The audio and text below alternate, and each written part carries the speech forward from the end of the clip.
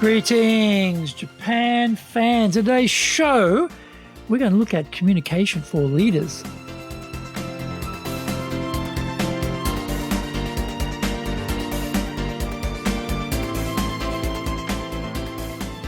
Maishu, arigatou gozaimasu, and welcome back to the 9th year of the Leadership Japan series. And I'm your host in Tokyo, Dr. Greg Story, your corporate coaching and training guy committed to your success.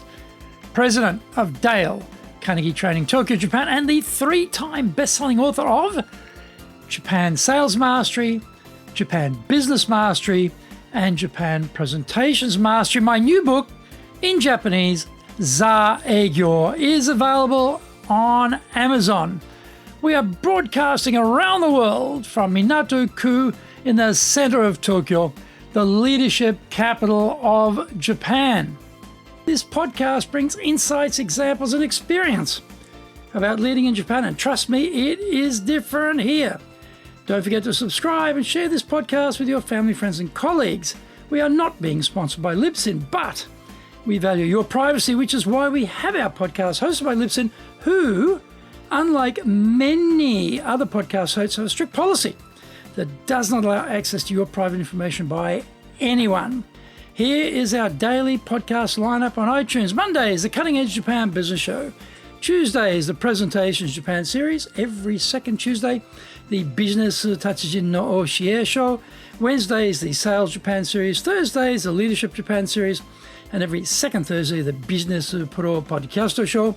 Fridays, the Japan Business Mastery Show. And Saturdays, Japan's top business interviews. Before we get going, today's handy Japanese phrase is "do datta?" "Do datta?" How was it?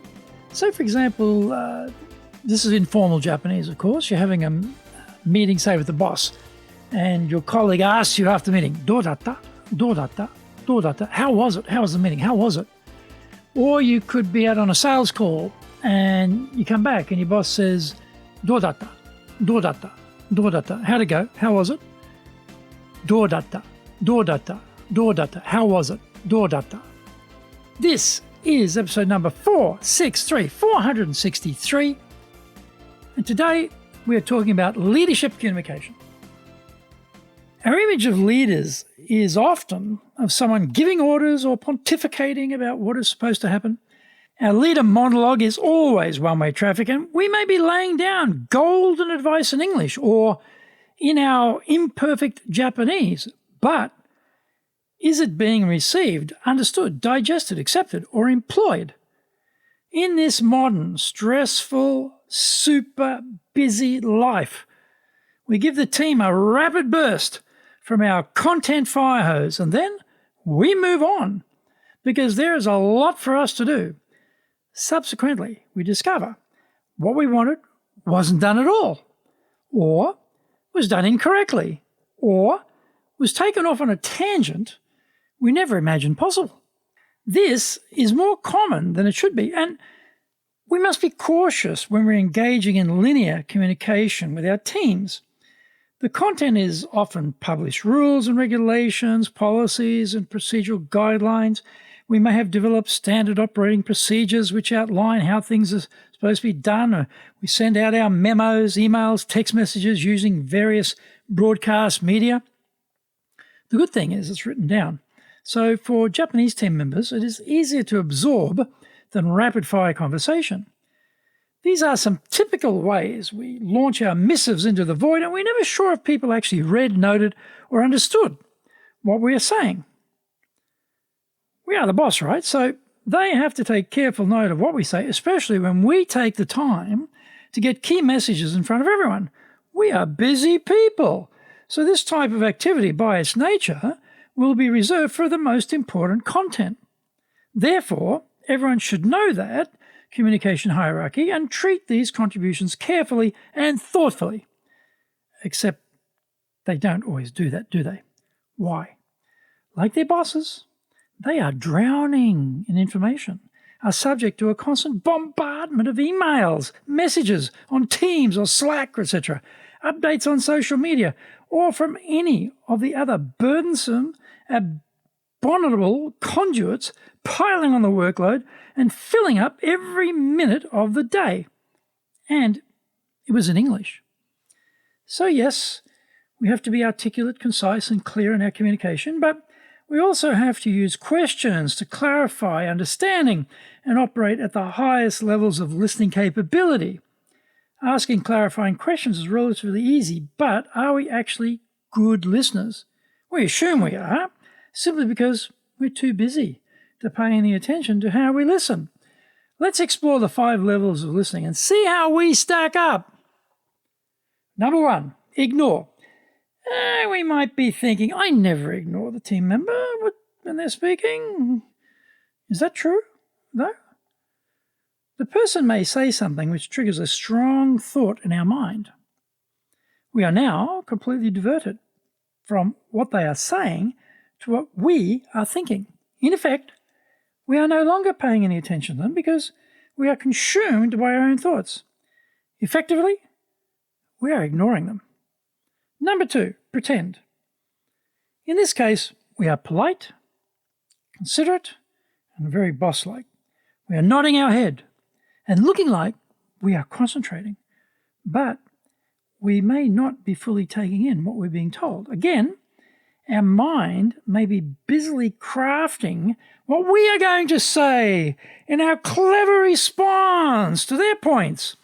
Or we may have been given an indication from the team member about something that interests them, and we are getting ready to give them the benefit of our genius ideas and brilliant experiences.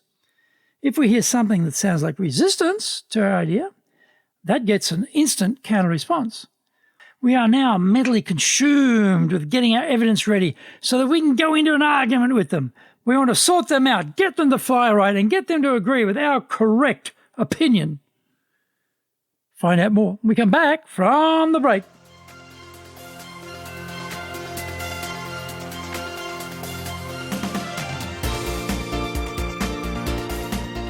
Our show today is brought to you by our public programs, but we also do custom-made in-house classes. Now, we do them in our super safe classroom, we do them live online, and we do them in Japanese, and we do them in English. Okay, our show today is being sponsored by, on the 13th of May, we'll be doing our preview of our courses. On the 19th of May, we'll do the kickoff for leadership training for managers. On the 20th of May, we'll do the kickoff for winning with relationship selling. And on the 28th of May, we'll do our next session in our ongoing professional education series. Our website is www.dale, D-A-L-E hyphen Carnegie, C-A-R-N-E-G-I-E .co.jp. You can email me at greg.story@dalecarnegie.com.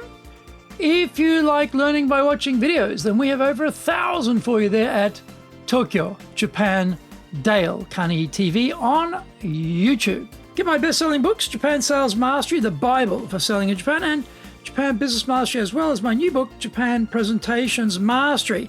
We release 3 TV shows every week on YouTube. The Cutting Edge Japan Business Show, that's a premier business show in Japan, comes out Mondays. Fridays, we have Japan Business Mastery Show. Saturdays, Japan's top business interviews, where I interview leaders in Japan from SMEs all the way up to the corporate captains of industry on one topic, leading in Japan. Every second Thursday, we release the Business Pro Television Show. Don't forget, you can email me at greg.story@dalecarnegie.com.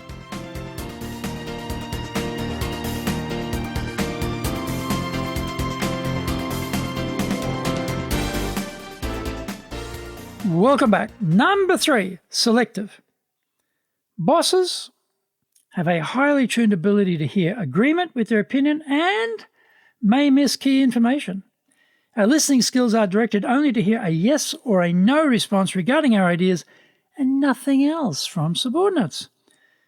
There may be key information attached to that yes or no, but we are certainly not listening for that. We are filtering what we hear according to our interests and preferences. Effectively, we are only partially listening to the person. We are standing right there in front of them, but they do not have our full focus. My wife assures me that I am doing this at home too, and she is probably right. So more work to be done here. Number 4, attentive. In this case, we are giving the team member our full attention. We are not filtering for signs of agreement or resistance. We are not cutting them off, finishing their sentences, or redirecting them mid-sentence. We are patiently and politely waiting for them to finish what they want to say. We then paraphrase back to them what we heard. We are not shortchanging them, thinking what we are going to say, because we are fully absorbed by what they are saying. Number 5, empathetic.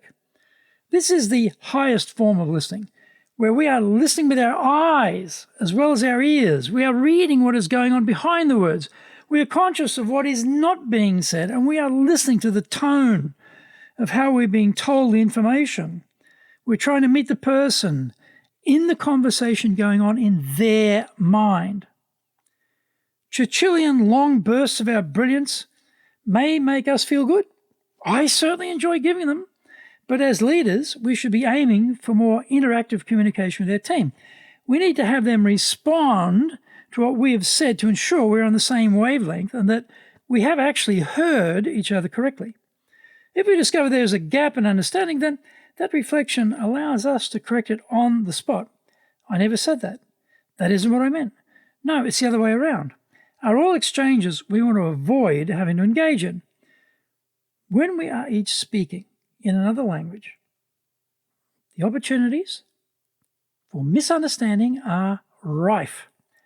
Both sides never have enough vocabulary to completely frame entire thoughts and communicate the subtleties of the language in its original form.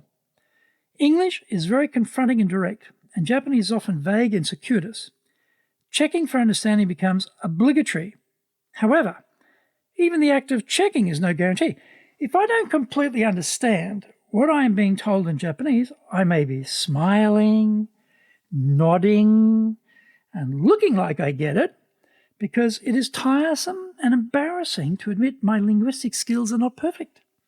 My Japanese team members do the same when we operate in English, so the linguistic bear traps are many. We need to have our team members feed back to us what we think they understand to see if it is a match.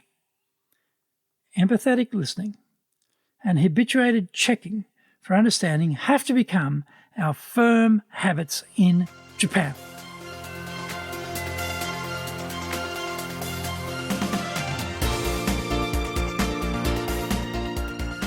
Thank you for joining the Leadership Japan series. If you found the program useful, then share it with your family, friends, and colleagues. Don't forget to subscribe and share this podcast. Take what you found valuable, immediately put into action, because idea application is what makes winners winners. Be one of them. Remember, I'm your corporate coaching and training guy in your corner, committed to your success here in Nippon.